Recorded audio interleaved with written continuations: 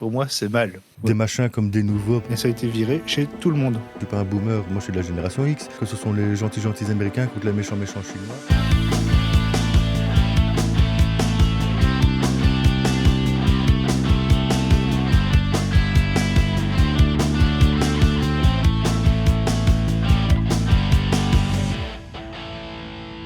Salut Greg. Salut Laurent, comment vas-tu? Bien et toi? Alors, Très bien. comme on peut le voir, t'es pas au studio avec moi aujourd'hui. Non, parce que ce stream est sponsorisé par la SNCB qui a décidé de faire des travaux sur la ligne, donc je suis chez moi, voilà.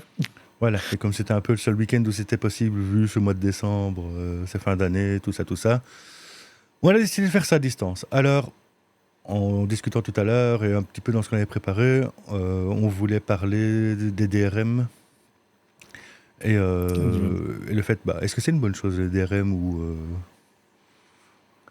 Bon, moi j'ai un avis très catégorique dessus, pour moi c'est mal. Voilà, c'est le mal absolu. Donc le DRM, pour ceux qui ne savent pas, c'est ce qu'on appelle le Digital Right Management. Donc c'est en fait quand vous achetez un bien culturel numérique, il est lié à vous. Mais en fait, vous n'achetez pas le bien culturel, c'est vous achetez un droit d'utilisation qui peut être évoqué n'importe quand. J'explique pourquoi. Parce que, par exemple, voilà, vous avez une liseuse que vous achetez, que vous avez achetée, vous achetez vos livres sur une grande plateforme qui fournit des livres numériques. Cette plateforme, et c'est déjà arrivé dans le passé pour plusieurs personnes, a décidé simplement que vous n'avez plus le droit de lire vos livres. Voilà. Donc vous avez acheté des livres que vous ne pouvez plus lire. C'est comme si vous achetez des livres à la FNAC et que le libraire il vient chez vous et il retire les livres de votre bibliothèque et il se barre avec. Alors moi, je suis d'accord avec toi avec ce que tu viens d'expliquer, mais c'est quoi du coup la différence entre les DRM et les NFT? Le principe est à peu près la même chose, non? Les NFT sont des tokens en fait non fongibles qui sont liés à une personne, mais bon. Honnêtement, je vois pas l'utilité du machin. Non, moi non plus, mais je veux dire, par rapport au DRM, la différence entre le NFT et la DRM... techniquement, ça pourrait être la même chose. Si on reste dans ma logique à moi, c'est... voilà, par exemple, il y a des NFT, par exemple, pour une statue virtuelle de Outsiplou, elle est chez quelqu'un, mais en fait, il y a juste votre nom qui est gravé dessus, quoi. C'est tout. Oui, mais c'est ça. Mais et si par exemple la webchain, la webchain maintenant n'importe quoi, La blockchain disparaît, sur laquelle le DRM est enregistré, les droits disparaissent aussi du coup. Du coup, oui, c'est nul et non avu. Enfin, c'est comme si vous avez dépensé des milliers d'euros pour rien. Et donc, des DRM, on en retrouve dans quoi? Tu nous as parlé des livres numériques Bon, des livres numériques. Dans les jeux vidéo, votre bibliothèque Steam est un très bon exemple. C'est pour ça que j'ai mis énormément de temps à passer sur Steam parce que c'était un contenu DRMisé, donc lié à un compte. Et que si Steam décide de virer le jeu de son catalogue, moi je l'ai plus. Donc il y a ça pour les films, pour la musique, pour tout ce qui est bien culturel, quoi. Et on va commencer par les jeux. Enfin, moi, c'est le monde que je connais un peu le mieux. Au niveau des jeux, on a aussi, c'est aussi lié au système de anti-piratage, le DRM. Exactement. Ouais. Si on prend des machins comme Des Nouveaux, par exemple, qui est le spécialiste anti-piratage et anti-fonctionnement correct d'un jeu de tout court. Puisque faut quand même pas oublier que les jeux piratés sans Des Nouveaux fonctionnent souvent beaucoup mieux sans Des Nouveaux qu'avec. Ça fait partie de ces choses aussi. Il y a le système anti-piratage utopiste, de se dire que ces méchants pirates n'arriveront pas à copier le jeu. Ça ne fait qu'alourdir, puisque comme il y a des clés de chiffrement de mémoire dans le système Des Nouveaux. Je dis peut-être une bêtise, mais c'est ce que moi il m'avait semblé comprendre. C'est donc, en fait, comme il y a une partie de déchiffrage qui doit être fait, en fait, tu perds de la performance dans le jeu vidéo, quoi. Mais c'est vrai qu'il existe une plateforme qui vend des jeux sans DRM. Si on prend, c'est GOG, GOG.com. les jeux qui sont là-dessus sont sans DRM et la plateforme existe aussi. Alors, c'est vrai qu'on n'arrive pas au niveau de Steam, au niveau des ventes. Ça ne reste pas moins une des plus grosses qui existent. Mais en fait, des nouveaux, je viens de vérifier, apparemment, n'est pas considéré comme un DRM, c'est considéré comme un logiciel anti-piratage. Donc, Ok. par chiffrement. Sauf que les DRM, bah, comme tu le disais au départ, c'est pas que les jeux non plus, c'est d'autres choses aussi. Donc, Voilà, t'achètes un livre, par exemple, sur Amazon, il est lié à ton compte Amazon. Mais en fait, Tu ne peux pas le prêter, le céder et le copier, en fait. pendant l'enregistrement avec Greg, on a complètement oublié de parler des DRM installés sur les cartouches d'encre liées aux imprimantes, qui sont non seulement utilisées pour vérifier qu'on utilise bien les cartouches d'encre liées à la marque, mais aussi, en théorie, pour vérifier les niveaux d'encre. Alors, on voit que les niveaux d'encre, c'est plutôt de l'obsolescence programmée et mal programmée qui est utilisée. Je vous recommande la chaîne RTBF XP où Aurélien de Texama, dans une vidéo, explique en long et en large le fonctionnement des DRM et surtout des DRM liés aux imprimantes. Et donc, c'est ce que je dis. Les exemples que j'ai cités tantôt viennent d'Amazon, en fait. Donc, par exemple, à un moment, Amazon a décidé de retirer 1984 d'Orwell de sa bibliothèque. Et ça a été viré chez tout le monde. Ouais, ce qui est quand Donc, tous même les gens. limite comme pratique en fait, puisque... Mais c'est quelque C'est- part un peu comme si c'était lié comme les licences informatiques en fait, où du jour au lendemain, sans raison, on peut enlever le Voilà. droit d'utiliser un programme. Ça aussi, ça a l'air très très limite comme Mais pratique. c'est ça. C'est exactement ça. Hein. Donc, les licences propriétaires, c'est un droit d'utilisation. Le logiciel ne t'appartient pas. Et le DRM est l'équivalent pour moi dans le produit culturel. C'est donc voilà, tu payes un droit d'utilisation qu'on peut te retirer sans ton avis, sans ton consentement. Donc, le produit culturel ne t'appartient plus, en fait. Il vaut mieux toujours acheter un disque ou ton bouquin, à la limite, dans une plateforme, ou d'acheter sans DRM. Parce que bon, il y a des bouquins qui sont vendus sans DRM sur certaines boutiques. Donc, mais par exemple, je parlais de mon cas personnel. Donc j'ai sorti un livre. Il s'appelle Salut, moi c'est Greg. Je vais pas faire la pub du bouquin ici, c'est pas le but. Le prestataire que j'ai utilisé pour sortir le livre favorise les licences libres. Donc mon livre est sous licence Creative Commons. Donc ça veut dire qu'en fait elle est même dans le domaine public. Donc la CC 0. Donc ça veut dire que vous pouvez faire ce que vous voulez avec le bouquin. Mon livre s'est retrouvé sur mon prestataire l'a pushé donc sur Amazon, Google et autres. Et c'était sur le site de la Fnac, il y avait un DRM dessus. Alors que il n'est pas censé en avoir un vu que il est dans le domaine public.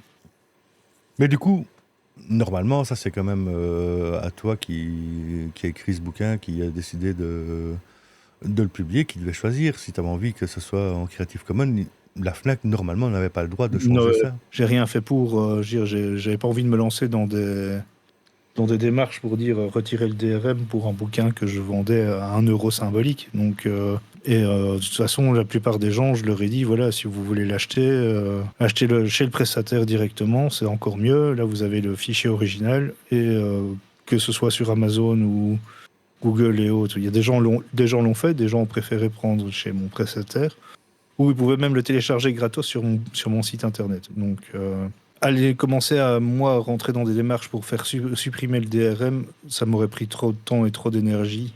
Oui, probablement d'argent aussi, parce que, à mon avis, sans une procédure en justice, en fait, il ne l'aurait de toute façon pas fait. Donc, D'ailleurs, que tu parles de Creative Commons, il faut savoir que tous les podcasts de Numétique sont aussi en Creative Commons. La seule demande qu'on a, c'est d'être crédité quelque part où c'est visible, mais pour le reste, si on veut les utiliser, c'est la règle, vous en faites ce que vous voulez, coupez dedans n'importe quoi. Juste créditer Numétique.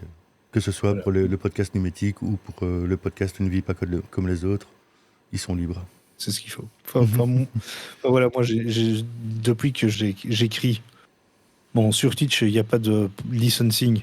À mon avis, c'est juste du propriétaire. J'ai pas le droit, j'ai pas une option pour mettre Creative Commons sur YouTube. Les vidéos que je mets sont sous Creative Commons, sauf si j'oublie de changer la licence. Mais sinon, c'est toujours... J'utilise que des licences libres, que ce soit pour mes écrits ou enfin, pour tout ce que je fais. Donc, parce que j'estime que pour moi, la culture est un bien immatériel qui appartient à l'humanité. Donc, ça doit être transmis à tout le monde et accessible selon son propre moyen. Donc, voilà, c'est pour ça que, par exemple, avec d'autres blogueurs, on avait introduit un système de prix libre sur nos blogs. Donc, on mettait pas de pub. Si tu estimes que la lecture, c'est la lecture de l'article, ben, c'est ton temps de cerveau comme monnaie, ben c'est OK. Mais si tu as envie de donner quelque chose, tu donnes quelque chose. Il y a un mec qui m'a payé avec des patates. Il est venu avec un sachet de patates. C'est véridique. Il est arrivé chez moi avec un sac de patates. Il dit voilà, je te paye en patates. Voilà. Donc, parce que j'avais dit ça en exemple. Donc, C'était un peu un troll aussi. Hein. c'était un peu un troll, oui. Mais voilà, donc tout comme il y a des gens qui me payaient des bières, ouais, j'adore ce que tu fais. Hop, j'ai vu en soirée, j'avais mes consoles gratos sur la soirée, des trucs comme ça. Mais à côté de ça, et c'est pour jouer un peu l'avocat du diable et pour voir un peu comment répondre là-dessus, on aura quand même pas mal d'ayants droit qui vont te dire oui, mais alors comment on se protège du piratage, comment on gagne notre argent si tout le monde a le droit d'avoir accès gratuitement à nos productions. C'est un débat qui existe depuis des années, même avant Internet. Donc, j'ai pas vu Universal faire faillite quand l'enregistreur de cassettes audio est arrivé sur le marché. Donc, et c'est pareil avec Internet. Je veux dire, quand tu regardes, en fait, j'avais lu un article il y a plusieurs années qui disait qu'en fait, les plus grands consommateurs qui achetaient des disques, c'était les gens qui pirataient.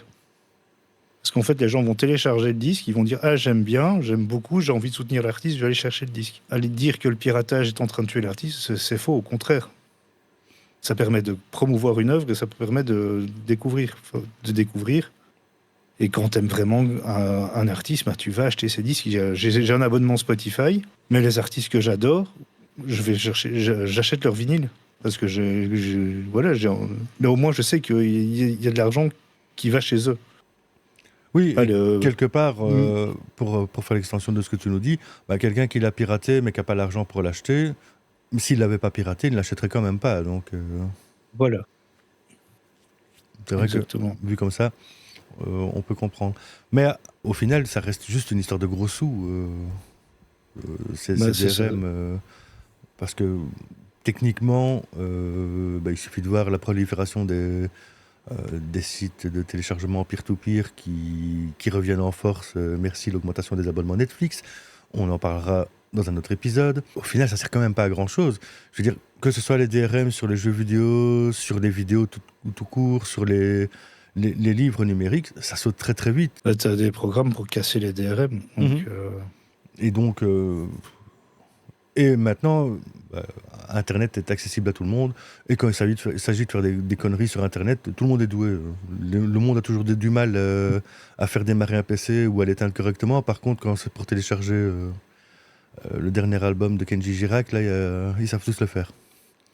Oui, exactement. On ne sera pas sponsorisé par Kenji non plus. C'est pas grave, il y a au moins 59 000 Kenji sur Instagram qui sont prêts à vouloir discuter avec toi. Donc, ça peut être un sujet de discussion aussi plus tard. Ouais, mais alors si on se lance là-dedans, on va me dire que je suis un vieux boomer. Alors déjà, je ne suis pas un boomer, moi je suis de la génération X. Mais les boomers, c'était ceux avant moi.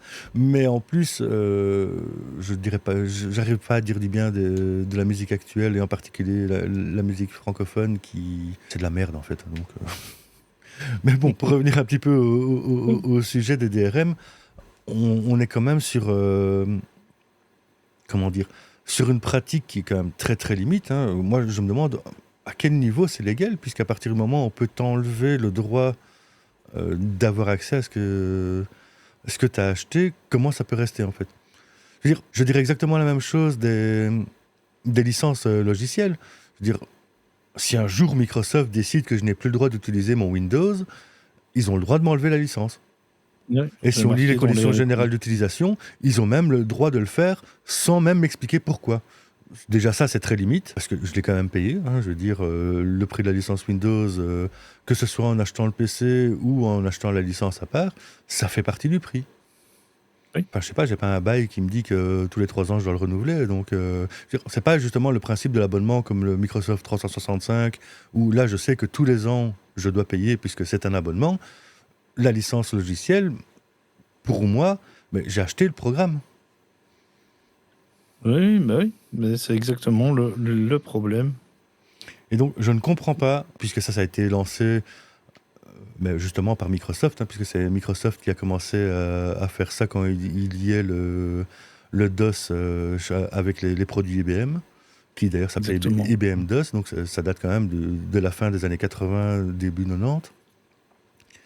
Et comment ça réussit à passer et comment ça réussit à perdurer dans le temps malgré les associations de consommateurs. Alors je ne vais pas parler de la Belgique parce que Testachat est un peu risible, hein, mais si on regarde en France par exemple avec 60 millions de consommateurs, qui est quand même une association de consommateurs très très forte, et ça passe. Il n'y a personne qui s'en plaint. Ouais, oui. Mais je pense pas que les personnes s'en rendent compte. Il faut savoir que bon, bah, la cuve de Microsoft, c'est 30 pages, hein, Mhm. plus ou moins. Oui, alors ça déjà, normalement, ça devrait aussi changer un tout petit peu pour la version élargie de DSA, donc pas la version de base, mais la version élargie qui va arriver plus tard, puisque Microsoft fait partie de ceux qui sont ciblés dans la version DSA de base, et ils devront avoir des conditions d'utilisation lisibles et faciles à comprendre. Ça fait partie des choses de base.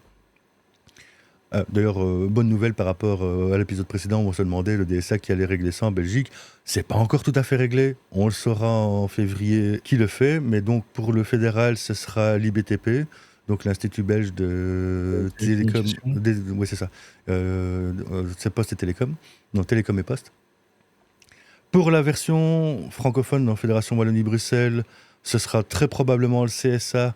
Le gros problème, c'est que, puisqu'ils ont autorité pour intervenir sur toutes les créations audiovisuelles, même les créations Internet pas faites par des Belges, donc par exemple, un podcast de Numétique pourrait être censuré, ou je pourrais me faire taper sur les doigts par le CSA parce que ça ne leur conviendrait pas, ou que je pourrais avoir dit des choses répréhensibles, ou qu'il y ait une plainte qui a été déposée. Sauf qu'on a un autre problème, c'est qu'au niveau du DSA, il y a des sites comme Zalando qui sont concernés. Et là, par contre, le CSA n'a pas autorité. Et donc, c'est là que ça coince. Pour la Flandre, ce sera le VRM, donc qui est le pendant du CSA pour le côté néerlandophone de la Belgique. Et pour la version germanophone, j'ai complètement oublié le nom de leur autorité, mais ce serait le pendant du CSA et du VRM pour les germanophones de Belgique. Et donc, c'est là que ça bloque, en fait, pour l'instant, et qui n'arrivent pas à tomber d'accord. C'est pour des sites comme Zalando, ou qui ne sont pas, en fait, avec des créations, mais Ouais. qu'ils devraient quand même pouvoir intervenir dans les commentaires, et donc c'est là que ça coince. Sauf que, pour la fin du mois de février, et ça c'est la directive européenne qui le dit, tous les régulateurs devront être annoncés. Voilà, alors c'était le petit aparté pour revenir répondre à la question de l'épisode précédent où on se posait la question de qui c'est qui règle, parce que pour la France on le sait. La Belgique étant un pays totalement simple et pas du tout surréaliste, c'est vrai que ça prend toujours un peu plus de temps. Pour les DRM maintenant, donc, mais voilà, je veux dire, ça avait son sens de l'expliquer parce que je ne comprends pas comment on arrive à ce qu'il n'y ait jamais personne qui se pose la question de est-ce que c'est légal de le faire ou pas, et quand même, pourquoi il n'y a rien qui se fait. C'est vraiment, je coince là-dessus, et je pense que je coince là-dessus depuis très très longtemps. C'est d'ailleurs pour ça qu'à la base, même si par la force des choses, j'ai été obligé de faire du Windows, à la base, mon job d'admin système et de spécialiste en sécurité, c'est sur du Linux. Mais la force des choses a montré que de toute façon, 95% du parc informatique belge était sous Windows, donc j'avais pas trop le choix. J'ai eu le même problème que toi, donc moi j'ai fait la formation d'admin Linux. Je devais m'expatrier au fin fond de la Flandre pour pouvoir trouver un travail, quoi. Donc, parce que ici en Wallonie, c'est du Windows partout. Oui, bah oui, il y avait même des accords entre les gouvernements et Microsoft qui fournissaient les licences gratuitement à condition d'utiliser le Microsoft Server. Ouais. Mais donc, voilà, là, pour moi, en fait, on a un gros problème. Alors, est-ce qu'il y a du lobbying derrière? Plus que probablement, qui permet de faire perdurer ça, qui permet Mais à ces géants américains, encore une fois, on en revient, ce sont ces géants américains qui font un peu la loi dans le monde de la tech, qui d'ailleurs ne sont pas très contents de voir la Chine débarquer avec le même genre de procédé, mais pour la Chine. Et encore une fois, en fait, notre vision occidentale des choses font que ce sont les gentils Américains contre les méchants Chinois. Voilà. On est un peu plus sur... ils font exactement la même chose l'un et l'autre. Enfin, en tout cas, à mon sens. C'est la manière dont moi je le vois. Et pour moi, c'est vraiment problématique, en fait. C'est le consommateur, à l'heure actuelle, en tout cas pour tout ce qui est produit numérique, mais n'a pratiquement plus aucun droit sur rien. Non, J'ai une bibliothèque Steam énorme. Steam s'arrête demain, j'ai eu 1000 jeux qui disparaissent. ouais. Voilà. Et pareil pour mes jeux que j'ai sur console, sur la Xbox ou sur la PlayStation ou la Switch qui est ici derrière. Bah, si du jour au lendemain ils décident de fermer les serveurs de leur shop ou qu'ils se cassent la gueule, bah, en fait, tous les jeux que j'en démat, je peux plus les C'est utiliser. fini. Et c'est un problème parce que je les ai achetés et je les ai achetés au même prix que si j'avais une version CD d'ailleurs. Alors ici, c'est le Laurent du futur, puisque quelques jours après l'enregistrement de cet épisode, Sony a décidé de complètement supprimer le contenu des catalogues Discovery de tous les comptes, mais aussi des machines, même pour les personnes les ayant achetées. Donc on ne parle pas d'un moment où les gens peuvent ou ne peuvent plus acheter les films, mais même ceux qui les ont achetés, en fait, ne pourront plus les regarder. Exactement. Parce que on peut même pas dire que c'est moins cher. C'est pas le cas non plus. Si encore il me disait oui, mais tu payes la moitié du prix parce que c'est pas tout à fait à toi, mais c'est pas le cas. Je veux dire, le jeu qui soit dématérialisé ou en version CD, le prix reste le même. Voire même quelquefois il est un peu plus cher en démat. Mais c'est ça qui est aberrant parce que le démat, la seule chose que tu as à aller comme frais, c'est le stockage sur ton serveur. Tandis que le matérialisé, ben, tu dois faire le pressage, tu dois faire l'emballage, tu dois le distribuer. Tout ça, ça a un coût. Et donc, pour moi, ce serait plus logique que du dématérialisé soit au moins 40% moins cher. Vu que pour un livre, ben, savoir que par exemple, un livre, c'est 30% du libraire, 30% va chez le libraire, et c'est plus ou moins 20-25% qui va à l'éditeur et à l'auteur. L'auteur, c'est celui qui a le moins d'ailleurs. Ça tourne entre 6 et 8%. Et tout le reste, en fait, c'est les intermédiaires. Les distributeurs, les transporteurs et autres qui prennent la grosse part du gâteau et le libraire qui prend 30%. Oui, et avant qu'on arrive encore sur un discours écologiste qui va nous dire que le démat c'est mieux, en fait non, c'est bien pire au niveau de la pollution puisque l'entretien des data centers, le fait de faire voyager autant de données sur le net, ça pollue à mort. C'est une pollution totalement invisible, mais ça pollue bien plus qu'une version matérielle de n'importe quel logiciel. Je veux dire, si on prend un jeu comme Baldur's Gate qui est sorti, enfin Baldur's Gate 3 ou même Diablo qui est sorti dernièrement, qui font plus de 100 gigas, hein, ça voudrait dire quand même 5 Blu-ray pour pouvoir les mettre, ça pollue moins de les mettre en Blu-ray, de faire tout le packaging, que de le faire télécharger. Ils peuvent même pas prendre non plus, d'ailleurs, cette excuse-là, de dire je vais te mettre des DRM, tu as un produit numérique, tu vas le payer prix plein, sur lequel tu n'as pas le droit, mais ça pollue moins. C'est pas le cas non plus. Alors, si Amazon ne polluait pas, je pense qu'on serait au courant depuis un moment. Ben oui, mais c'est des robots, ils utilisent des robots faits à l'énergie solaire et autres. Enfin, oui, alors là aussi, on peut parler d'énergie solaire. Bon, on va continuer l'aparté sur l'écologie, puisque je ne sais pas si tu es au courant, mais aux États-Unis, il y a tout un data center de chez Apple, et juste à côté, en fait, ils ont tout un champ de panneaux solaires, à la base créé pour alimenter ce data center. Et dans les cerveaux musclés qui sont derrière ce projet, ils ont fini par se rendre compte qu'il y avait un gros problème avec les panneaux solaires. C'est que quand il n'y a pas de soleil, il n'y a pas d'électricité. Et que le data center, lui, il a besoin de tourner H24. Ce qui fait qu'au final, eh bien, il n'y a pas un seul watt d'électricité qui passe dans ce data center.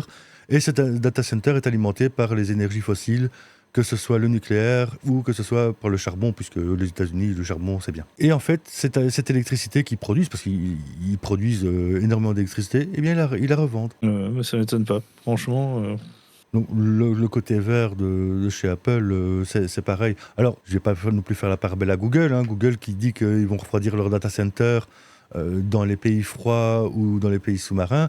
C'est bien gentil, sauf que l'écosystème est perturbé aussi. non, Donc, il n'y a pas de solution. Un peu. non. Alors, je dis pas qu'on doit revenir au Moyen-Âge où tout doit disparaître. Je vais dire, c'est juste ce greenwashing qui a le don de m'énerver. Bref, on en refera un épisode complet parce que là, je pense qu'on a vraiment beaucoup de choses à dire là-dessus. Je pense même qu'on saura le faire en 4 ou 5 épisodes, celui-là. Faudra faire une série spéciale écolo. Avec en intro, on utilise le truc de Black Mirror, tu vois, t'as le milieu de mérite où t'as le mec qui pédale pour produire l'électricité pour les produits numériques qu'il va acheter. Là. Ouais, mais on peut le faire aussi avec le trailer avec les basses à fond. Est-ce que Internet pollue? Mais donc voilà, alors les DRM maintenant, donc on a parlé des licences logicielles, du gros problème que ça pose au niveau des droits d'utilisation. Est-ce qu'il existe pour l'utilisateur moyen, je ne vais pas parler des ayants droit puisque eux, ils ont tout intérêt dans leur tête à ce que ça existe. Est-ce qu'il y a un seul avantage au fait que ça existe? Pour moi, il n'y en a pas. J'ai beau chercher la solution. Je ne trouve aucune excuse au DRM, en fait. Mais je t'avoue que j'ai un peu réfléchi et je suis à peu près à la même conclusion que toi. Il n'y en a pas. Ce qui est assez drôle d'ailleurs, on parlait des protections anti-copie. Et là aussi, on n'a pas attendu les DRM pour que ça existe, pour les vieux trucs dans mon genre. Sur les PC, avant, on te vendait un bouquin et aléatoirement, il y avait une protection anti-piratage qui te disait quel est le mot qui se trouve à telle ligne de telle page dans le manuel. Et les traductions françaises faisaient que 9 fois sur 10, ça buguait complètement et qu'il fallait retrouver la version originale parce qu'ils ne traduisaient pas la protection anti-piratage. Je me rappelais plus de ça. Ah, mais tu vois. Moi, ça fait partie des choses que j'ai vécues sur l'Amiga 500, où t'achètes le bouquin, et puis t'achètes le jeu avec les disquettes, et t'as la notice en français, et ça ne fonctionne jamais, et donc il fallait aller retrouver. Et c'était à l'époque, c'était Joystick qui faisait ça, donc le magazine Joystick, où il remettait les notices. Je me demande même si c'était pas plutôt Génération 4. Enfin, bref, peu importe. Il te remettait les notices avec les mots qu'il fallait utiliser parce que forcément tu pouvais pas les avoir puisque on ne te donnait pas le bouquin dans la bonne langue. Donc ouais, c'est le genre de choses que j'ai vécu au niveau des logiciels. Ceci dit, il y a aussi toute la campagne quand tu regardais un DVD fin des années 90, même durant toutes les années 90, où le pirater, c'est du vol. Oui, j'ai encore plein de DVD avec ça chez moi. Et d'ailleurs, pour la Belgique, c'était l'IBTP qui faisait ça. C'était tout. Très très borderline aussi. On voyait une bonne femme qui se faisait arracher son sac et puis le fait d'avoir enregistré le film sur les cassettes vidéo, à la base, c'était même pas sur les DVD, ça apparaissait déjà sur les cassettes vidéo. Eh bien, c'est comme si tu avais volé le sac d'une pauvre vieille dame. Enfin, je me dis quelque part que Disney est une pauvre vieille dame qui a quand même beaucoup de moyens. Exactement. Donc, même si c'était de Louis Vuitton au niveau du sac, ils auraient encore les moyens de continuer. Et puis, on ne peut pas leur pardonner ce qu'ils ont fait de Star Wars. Mais donc, voilà, je veux dire, les DRM, au final, à aucun moment, ça ne sert l'utilisateur. Voire même, alors je sais, comme tu disais tout à l'heure, des machins comme des nouveaux, c'est pas tout à fait un DRM, c'est un système anti-piratage. On n'en est quand même pas très loin non plus. Sur les consoles de jeux, ils arrivent à les foutre aussi en se disant que oui, mais parce qu'il y a des nouveaux, je sais pas si tu savais, des nouveaux, il y a le système anti-piratage aussi avec la Xbox. Certains jeux Xbox qui sont qui ont ça et qui finissent par avoir des gros problèmes et du jour au lendemain, quand des nouveaux est retiré parce que ça fait un an et demi que le jeu est sorti, et donc ils te font un patch pour le désactiver, tout va bien. Et c'est pas un patch de correctif, c'est un patch de j'ai supprimé le machin. Oui, mais c'est parce que donc il y a le chiffrement qui est derrière est ultra lourd, quoi, en fait. Donc, Et donc, même si c'est pas tout à fait des DRM, bah, on en est quand même pas loin. Hein, ouais, ouais. Mais c'est vrai qu'en y repensant bien, c'est les protections anti-piratage. Après, ça existait déjà. Hein. Moi, je me souviens, sur la PlayStation, il y avait cette piste qui faisait que les gens ajoutaient une puce pour pouvoir relire des CD piratés. Et après, ils avaient mis des protections. Il fallait aller sur Internet à l'époque, pour ceux qui l'avaient déjà. Et pour essayer de trouver un patch pour le faire fonctionner. Alors que techniquement, en Belgique en tout cas, le droit à la copie de sauvegarde, à partir du moment où tu as un CD original, tu as le droit de le copier. Oui, exactement. T'as pas le droit de le prêter, t'as pas le droit, mais t'as le droit de le copier. Et même ça D'ailleurs, n'est pas respecté du coup. c'était même d'ailleurs conseillé au début. Moi, je me rappelle les premiers jeux vidéo qu'on achetait sur disquette, ils disaient toujours faites une copie de sauvegarde. Mhm. Oui, bah en même temps, vu la fragilité de la disquette, bon, on se plaint des disques rayés, mais les disquettes c'était bien pire. Hein. Il suffisait de passer trop près d'un téléphone et elle était effacée. Donc, oui, parce que pour ceux qui sont pas au courant, le cornet de téléphone, à la base, c'était des aimants qu'il y avait dans le cornet pour retransmettre le son. Et donc, passer avec une disquette à côté d'un cornet de téléphone, effacer la disquette. Puisque ce sont dans les disquettes, c'était des bandes magnétiques. Mais donc voilà, au niveau des RM, bah, en tout cas, on peut dire que t'es pas pour. Non, c'est ce que je suis pas pour. Donc, voilà. Voire même pas du tout. Je suis absolument contre. Je suis pour la culture libre, donc voilà. Donc, je ne peux pas prendre position contre quelque chose qui va desservir la culture libre. Donc voilà. Non, et enfin, moi c'est pareil, je veux dire, quand on s'est posé la question au tout départ, quand on avait décidé de créer le podcast Numétique, une de tes premières questions était est-ce que je le mettais sur copyright Bah non, je vois pas l'intérêt déjà, puisque le principe de base, alors c'est vrai que, même sans avoir une grande audience, mais on ne fait que discuter, c'est le principe d'un podcast de discussion, mais je voyais pas l'intérêt de copyrighter ça, puisque c'est stupide en fait. Alors, je dis pas, hein, peut-être que si j'étais un Squeezie avec 16 millions d'abonnés, dont ça deviendrait mon gagne-pain, bah, qu'à un moment je voudrais protéger un peu mes créations et ne pas accepter qu'on fasse du react dessus. Mais là c'est pas le cas, et, je voyais vraiment pas. Et même si un jour on avait l'audience pour monétiser tout ça, mais même là en fait je ne pense pas que ça changerait quoi que ce soit. En fait ça irait même contre l'idée même de la création de ce podcast. Bah, il y a ça, puis de toute façon, même si tu le mets sur un copyright, même un Squeezie 16 millions d'abonnés ou quoi que ce soit, et que tu copyright machin, oui, c'est vrai, tu peux attaquer en justice, c'est vrai. Mais si quelqu'un veut faire un react ou une modification, tu es sur Internet, les gens feront quand même ce qu'ils veulent. Donc, Oui, mais enfin, il reste quand même l'arme du DMCA Report. oui, voilà. Puisque là, par exemple, pour Numétique, autant je pourrais pas le faire pour tous les autres qui me choquent, autant là, pour le podcast de Numétique, je pourrais le faire. Et dans tous les cas, je gagne, puisque Numétique est un nom déposé pour la Belgique, en tout cas. Voilà, là, je sais prouver que c'est moi. Et bon, il y a un peu ma tête, ma voix, tout ça. Donc, Pardon. Mais donc voilà, je veux dire, là, tu as quand même cette grosse différence qui fait que je pourrais intervenir, et peut-être que ça pourrait avoir du sens, en tout cas au niveau pécunier, au niveau éthique, personnel, au niveau ce que je veux faire de ces podcasts. Ça n'aurait pas de sens de faire ça. Ce serait même contre-productif, ça irait vraiment à l'encontre de tout ce qu'on fait, puisque quand je crée des outils, c'est pareil en fait. Donc, moi qui travaille dans l'associatif, ça m'arrive de développer des outils ou des manuels pour tout ce qui est éducation média. Je les protège pas. La seule chose que je demande, c'est que s'ils utilisent une partie, c'est qu'on soit crédité. Oui. De toute façon, une obligation légale, de toute façon. Oui, d'accord, mais je veux dire que là, on le fasse. La manière, c'est je mets à disposition quelque chose de gratuit. La moindre des choses, c'est de me faire la pub derrière. Et si tu le fais pas, par contre, alors je vais pas attaquer en justice parce que j'ai pas d'argent à perdre là-dedans, mais je vais te rentrer dans le lard.